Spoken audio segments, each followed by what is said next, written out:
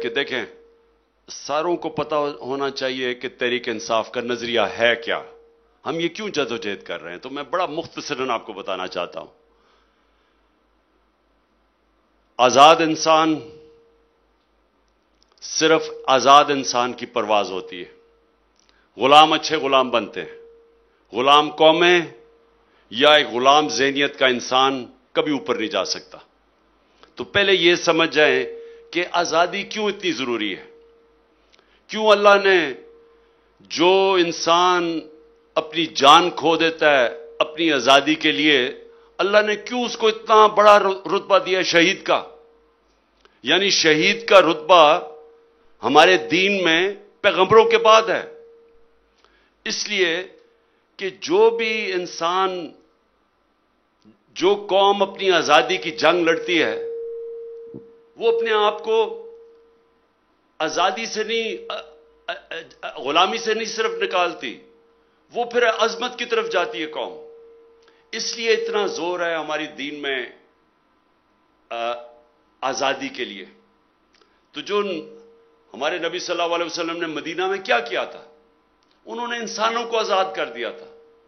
اندرونی طور پہ لا الہ الا اللہ کہہ کے کہ کوئی نہیں ہے خدا سوائے اللہ کے، اور بت توڑ دیے.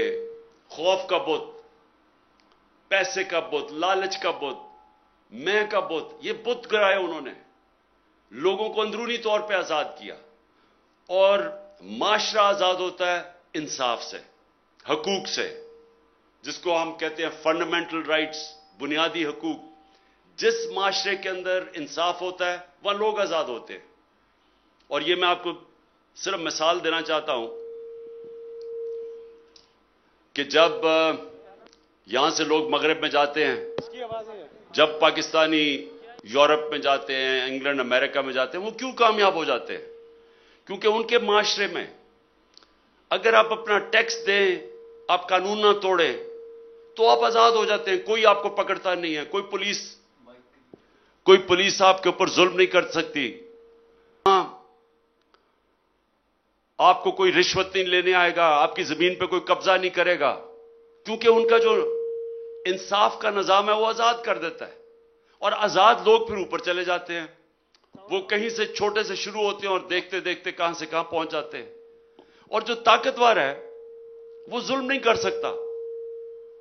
جو طاقتور ہے وہ لوگوں کی زمینوں پہ قبضہ نہیں کر سکتا. اونٹس کو ٹیکس دینا پڑتا ہے، وہ قانون کے نیچے ہے. تو اس لیے وہ معاشرے آگے نکل جاتے ہیں. تو ہماری جو جدوجہد ہے وہ یہ کہ ہم نے اپنے پاکستان کے اندر انصاف کا نظام لے کے آنا ہے، جدھر طاقتور اور کمزور کے لیے ایک قانون. ہوائے نفس کی ہے حکمرانی، لٹیرا کر رہا ہے پاسبانی.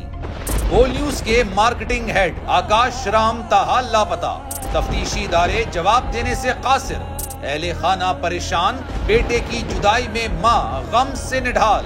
جو بچو ہندو ہوا پر آئے تھے جو کو پاکستانی، مجھے مہربانی کرے پنجو آکاش واپس کयो.